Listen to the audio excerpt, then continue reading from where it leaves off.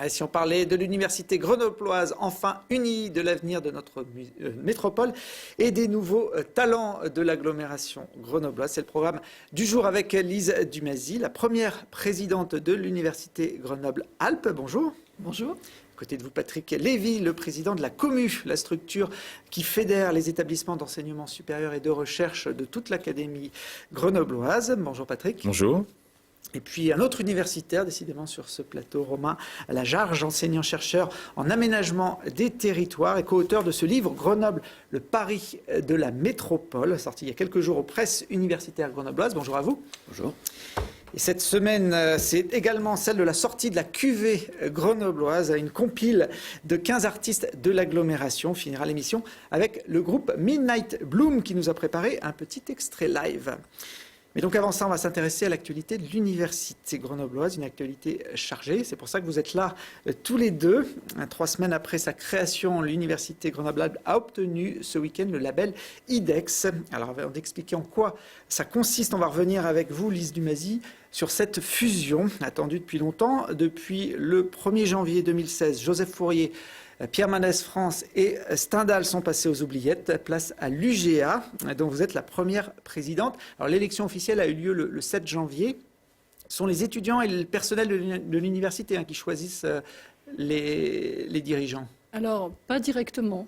Les étudiants et les personnels de l'université élisent les conseils et l'élection du président, ou de la présidente en l'occurrence, est indirecte. C'est le conseil d'administration, qui se complète d'ailleurs de membres extérieurs, qui élit le président. Vous étiez candidats tous les deux, l'un contre l'autre. Enfin, il y avait 3 candidats. On n'était pas candidats l'un contre l'autre. Non, non. On était plutôt une sorte de ticket, en fait, puisque moi, j'étais candidat à la présidence de la communauté et Lise à la présidence de l'UGA. Vous étiez répartis les rôles. Lise, on peut être surpris de voir arriver à la présidence d'une grande université comme celle-là. Vous étiez président de l'université Stendhal, qui est des 3 la moins importante en termes d'étudiants. Et puis une professeure de littérature française pour représenter l'université grenobloise, qui a une image plutôt scientifique et technologique. Ça peut surprendre vu de l'extérieur. Oui, bon, on a choisi de surprendre, effectivement. Non, en fait, ce qu'il faut dire, c'est qu'on a effectivement d'abord construit ce projet de l'université Grenoble-Alpes tous ensemble, les 3 universités, les 3 équipes politiques, les 3 présidents, et qu'on avait décidé dès le début qu'on ferait ce tandem et qu'on se présenterait l'un à la commune, l'autre à l'université, sachant que, bien entendu, je m'appuie sur une équipe politique, un bureau qui est composé de vice-présidents des 3 universités. Et effectivement, ça peut sans doute surprendre, mais quelque part, je pense que c'était une bonne idée parce que autant les SHS sur le site grenoblois, du fait effectivement de la forte réputation scientifique et technologique du site, pouvaient craindre quelque part d'être un peu mis au second plan, autant justement cette présence les rassure. Voilà, d'une certaine façon, ma présence les rassure et de l'autre côté, je crois qu'il n'y a pas de doute, il n'y a pas de crainte. Sur l'orientation scientifique, technologique de l'agglomération grenobloise, c'est vrai que c'est plus ancré. On a vu il y a quelques instants la nouvelle identité de cette université Grenoble-Alpes avec un logo rouge et noir. C'est peut-être d'ailleurs un petit hommage à Stendhal. Qu'est-ce que ça va changer concrètement, cette fusion, au-delà de l'habillage ? Je pense que ça va changer beaucoup de choses, peut-être pas ressenties directement tout de suite dans la vie des étudiants ou même des enseignants-chercheurs. Ça a beaucoup bougé pour la vie des personnels administratifs, en particulier des personnels centraux, des services centraux, qui ont beaucoup travaillé pour cette fusion. Mais on va créer une université, ça va simplifier les choses, je dirais, déjà pour tout le monde, au national et à l'international. On n'a pas besoin de savoir dans quelle université il faut aller. Si on veut s'inscrire dans un cursus, on va à l'université Grenoble-Alpes et là, on a le choix d'ensemble des cursus. À l'international, c'est plus lisible aussi. On a une université pluridisciplinaire, ce qui est le modèle international le plus courant. Et on peut, quand on fait des accords internationaux, les faire sur différents secteurs. Et puis, cela va permettre aussi de développer l'interdisciplinarité, de développer les passerelles entre les cursus et d'avoir aussi une force de présence et de négociation, je dirais, au national et à l'international, plus importante parce qu'on est une grande université. Alors c'est la 5e université de France en termes d'étudiants, 45 000 étudiants, 24 facs, écoles ou instituts. Quand on fusionne comme ça des administrations, il y a souvent une volonté aussi de réduire les coûts. Est-ce que ça va être le cas? Est-ce que le budget de cette grande UGA sera moins important que les budgets des 3 anciennes universités? Non, on espère que le budget, au contraire, va croître et que nos ressources c'est à peu près 450 millions d'euros l'ensemble. Oui, c'est cela. Non, on espère au contraire justement développer notre budget, en particulier développer nos ressources propres. Et oui, je pense qu'à terme, il y aura probablement des marges de manœuvre plus importantes, par exemple sur les marchés, où étant une grande université, on peut négocier des marchés plus intéressants. En revanche, nous n'avons pas du tout décidé de réduire a priori le nombre de personnels. Peut-être qu'il y aura des redistributions entre différents secteurs, mais les personnels font la force des universités. Donc dans un premier temps, c'est plutôt quelque chose qui coûte. C'est seulement à terme qu'on peut voir des économies effectivement d'échelle. C'est un peu sur le même schéma que la fusion des régions. Ça coûte, mais à terme, ce sera plus rentable et plus facile à mener. Puisqu'on parle d'argent, Patrick Lévy, vous êtes revenu avec d'ailleurs tout le staff de l'université, les bras chargés de millions d'euros de Paris ce week-end. Il y avait les résultats du label IDEX comme institut d'excellence. Initiative d'excellence. Je me disais institut, ça colle pas. Initiative d'excellence. Grenoble avait déjà candidaté à ce label il y a quelques années. La réponse avait été négative. Le fait d'arriver groupé à ce concours, ça a aidé? C'est vraiment la clé. C'est-à-dire que je pense que le potentiel scientifique grenoblois, personne n'en doute. Le potentiel en formation, personne n'en doute. Ce qui était en cause en 2010-2011, c'était est-ce qu'on était capable d'avoir une trajectoire partagée, d'avoir une vraie gouvernance, de faire les choses ensemble. Et c'est ce qu'avec Lise Dumazy et Brigitte Plateau notamment, on a mis en place depuis 2012. Et c'est pour ça que ça a gagné, que ça a marché et qu'on a gagné. Oui. Alors, ce label est décerné par l'État. En quoi il consiste? Alors, ce qui est important de se rappeler, c'est que certes, c'est l'État qui prend la décision. En fait, c'est le Commissariat général à l'investissement, donc le Premier ministre, mais c'est un jury international. Et ce jury international, en fait, il réfléchit sur une problématique qui est comment créer en France 10 grandes universités de visibilité mondiale. C'est ça l'objectif. Et du coup, ça consiste à donner un projet qui est un projet à la fois en formation, en recherche, en vie étudiante, en culture aussi, mais qui est centré sur ça. C'est-à-dire c'est la perspective de créer cette grande université visible à l'international. Et du coup, pour nous, ce qui était fondamental, c'est d'être sur la carte déjà. Vous n'aviez pas été retenu sur la première vague, ce qui d'ailleurs avait surpris beaucoup d'observateurs locaux. Il y a eu Grenoble et Nice, je crois, désignés ce week-end. Okay, ouais. Je parlais des millions d'euros parce qu'au-delà de la reconnaissance, il y a aussi un budget spécifique à ce label. Sur le plan économique, c'est très important. En fait, sans rentrer dans les détails, c'est une somme en capital qui est placée. La somme en question est très importante puisque elle est pour l'IDEX proprement dit, pour l'initiative d'excellence, de 650 millions d'euros. Alors, en fait, on n'a pas la somme aujourd'hui. C'est ce qu'on a demandé, mais ça se rapproche de ça. Et si on la groupe avec ce qui avait déjà été obtenu sur d'autres appels d'offres et qui vient finalement conforter cette somme, c'est pratiquement 900 millions d'euros qui, donc placés, vont rapporter une trentaine de millions d'euros, un tout petit peu moins, disons plutôt une vingtaine de millions d'euros par an. Et avec la contribution des partenaires, ça mobilise pratiquement 60 millions d'euros chaque année pendant 10 ans. Donc 60 millions d'euros pour uniquement l'Université Grenoble-Alpes. Absolument. Alors c'est des investissements qui vont aller sur quoi? Alors il y a de tout. Il y a de la formation, d'innovation pédagogique, il y a des projets de recherche, il y a de la valorisation, il y a beaucoup de choses en direction du milieu socio-économique en termes de transfert de compétences et de technologies. Et puis il y a des projets aussi évidemment importants pour la vie de campus, pour l'animation culturelle. C'est vraiment un projet global qui permet en fait, dans une situation qui n'est pas très facile sur le plan du financement des universités, de vraiment mener un projet stratégique dans toutes ces dimensions. Donc le visage de l'Université grenobloise va évoluer là, dans les années qui viennent, notamment grâce à ces fonds supplémentaires. Oui, j'en suis absolument certain. En fait, déjà, le projet institutionnel, c'est-à-dire de créer une université sur ce site, y compris d'ailleurs avec un institut d'ingénierie piloté par Grenoble INP ou l'école d'architecture ou Sciences Po, c'est notre projet, c'est notre objectif, c'est ce qu'on a affiché. Et c'est rendu possible, en fait, par cette stimulation et ce cadre qu'est l'IDEX. Alors, Patrick Lévy, vous êtes attendu par d'autres médias puisque cette réponse est tombée ce week-end et que là, en début de semaine, évidemment, on vous sollicite. C'est vous, en tant que président de la commu, qui portiez cette candidature. En fait, c'était antérieur, hein, c'est-à-dire que je portais cette initiative d'excellence au nom de mes collègues avant d'être élu président de la communauté.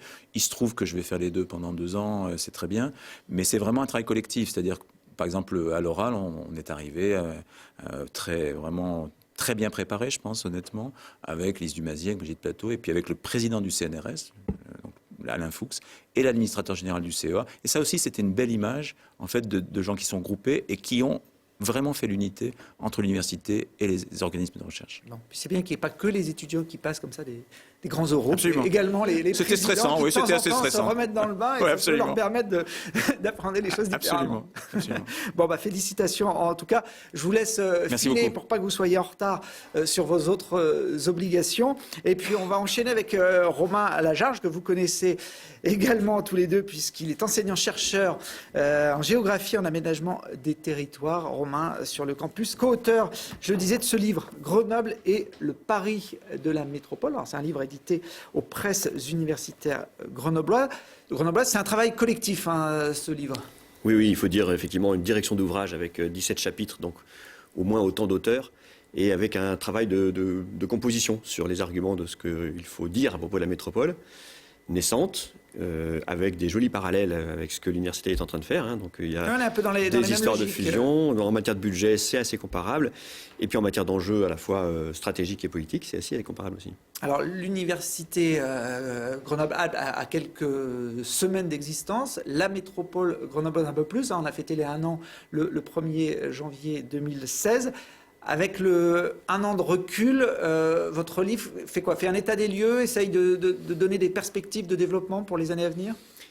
Oui, alors c'est difficile de faire un état des lieux parce que il faudrait, pour faire cela, considérer que le passage en métropole, on va dire institutionnel, donc c'est-à-dire effectivement il y a 1 an, a été la naissance. Alors que nous essayons de démontrer dans ce livre que la naissance métropolitaine se fera plus tard, elle se fera lentement, elle se fera peut-être à la surprise générale, puisque c'est d'abord et avant tout une histoire de saisie par les habitants, qu'on a appelés les métropolitains dans le bandeau, hein, pour annoncer clairement que... C'est à eux de jouer. C'est à eux de jouer, voilà. C'est le sens du mot Paris dans le titre, hein, qui n'a pas de S, bien sûr, avec l'idée que les élus qui ont fait la métropole jusqu'à maintenant, les agents, les techniciens, les cadres des collectivités territoriales qui l'ont préparée, n'ont fait qu'une partie de ce qu'il y a à faire. Ils ne peuvent pas faire plus parce que, voilà, ils font leur métier. Mais au fond, l'enjeu métropolitain dépasse largement ce que l'on a habituellement eu en matière de construction intercommunale. Il s'agit d'un peu d'autre chose. Et c'est 2020. En gros, on pense que c'est 2020 que l'on verra s'il y a métropole ou pas et si ça a commencé à fonctionner. C'est vrai que ça reste encore une collectivité abstraite pour beaucoup de gens par rapport aux communes ou à des conseils départementaux ou régionaux qu'on maîtrise mieux en tant que citoyen. Ils sont plus anciens, oui. Alors c'est abstrait et en même temps très concret. Par exemple, le fait que les ordures ménagères soient ramassées par la métropole depuis longtemps, identifie un petit bonhomme habillé en noir et en jaune avec une cape. C'est pas seulement un clin d'œil, c'est aussi une forme d'intégration dans notre vie courante et quotidienne de ce qu'est la métropole. Bien sûr, l'enjeu, et l'enjeu crucial de la métropole, c'est de saisir beaucoup plus de choses que simplement les ordures ménagères et le ramassage. Mais en matière de service public, c'est la métropole qui fera les choses après-demain. Ça veut dire que pour vous, les communes vont disparaître au profit des métropoles, notamment dans des villes comme Grenoble? Pas du tout. Et c'est ça où il y a un peu de difficulté à faire la démonstration. Et il nous faudra peut-être plus qu'un seul livre pour la faire. Mais ça, c'est pour annoncer qu'il y aura peut-être potentiellement... le chapitre 2, le tome 2. Voilà. Le tome 4, 5, je ne sais pas comment il faudra les appeler. Mais l'idée, c'est que la métropole grossit en matière de périmètre, en matière de conception de ce qu'il faut faire en tant que collectivité territoriale. Et donc, ne va pas tout inventer. Or, les communes ont inventé une manière de faire avec les citoyens, de rendre du service public et du service au public. Et donc, une métropole qui se couperait de ces communes serait immédiatement... va disparaître, enfin, serait en grand danger. Donc, ce qui est à jouer, c'est de réinventer une relation entre les communes et ce que c'est que la commune pour les individus. Notamment, les individus, quand ils votent, croient beaucoup à la commune, au sens de ce que c'est que ce vote, hein, notamment dans les petites communes, et communes de petite taille, je veux dire, qui jouent un grand rôle dans un phénomène métropolitain, parce que c'est elles qui inventent la métropole de demain. Ce n'est pas les grandes villes. Les grandes villes, elles ont déjà dit beaucoup de choses sur le phénomène métropolitain. Et donc, il faut réinventer la relation entre eux. Ça veut dire, entre autres, aller jusqu'au bout de la loi dite MAPTAM, qui avait proposé que soient élus directement les élus conseillers métropolitains. Hein, c'est le fameux article 54 qui, pour l'instant, est passé dans les oubliettes. J'allais dire, cette loi, elle est active, elle sera oui. au prochain scrutin en 2020, elle sera opérationnelle ou... Non, alors il y a un dispositif qui fait qu'avant 2016, il faut changer le code électoral, avant le 31 décembre 2016. Donc nous espérons fortement qu'il y aura une loi pour changer ce code électoral. Pour toutes les intercommunalités de France, ça va être difficile, mais en tout cas pour les métropoles, ça serait pertinent du point de vue de leur rôle d'expérimentation. À quoi servirait l'élection directe du suffrage intercommunal, enfin du suffrage métropolitain par les gens? C'est-à-dire qu'on choisirait l'exécutif et le projet que la métropole pourrait porter. C'est pour ça qu'en 2020, si ça se passe, il y aura un débat. Et ce sera la première fois qu'il y aura un débat sur ce qu'on doit faire avec, par exemple, à Grenoble, avec nos montagnes, avec nos plaines, avec nos espaces agricoles, forestiers, naturels, de qualité exceptionnelle, quand on les compare aux 13 autres métropoles françaises. Et là, il y a un vrai enjeu, c'est-à-dire de voir apparaître un nouveau discours sur ce que doit être le métropolitain et la métropole pour les métropolitains. Et ça ne pourra pas se faire si on continue à faire comme on a fait la dernière fois en 2014, c'est-à-dire des élections au suffrage municipal dans lesquelles on flèche. Donc on sait qui sera au conseil métropolitain, mais en fait ça n'a pas de signification pour les gens. Et donc il faut débattre. Il faut que les métropolitains entendent ce qui est en train de se jouer. Et puis ce sera une façon aussi pour la population de s'approprier cette collectivité. Vous pointez dans le livre aussi les faiblesses des métropoles, et notamment de la métropole grenobloise. C'est quoi les points à revoir chez nous? Alors la faiblesse principale de la métropole grenobloise, c'est qu'elle a sauté 2 crans d'un coup avec ce passage obligatoire. Hein. La loi ne nous a pas donné le choix. Non, je ne pense pas, parce que s'il avait fallu suivre le rythme de Grenoble depuis 25 ans en matière d'intercommunalité, nous ne serions jamais devenus métropole et on serait resté dans ce rôle, on l'écrit, hein, de syndicats de communes, de petits syndicats de communes qui en gros redistribuent principalement ce qui arrive à l'échelle inter.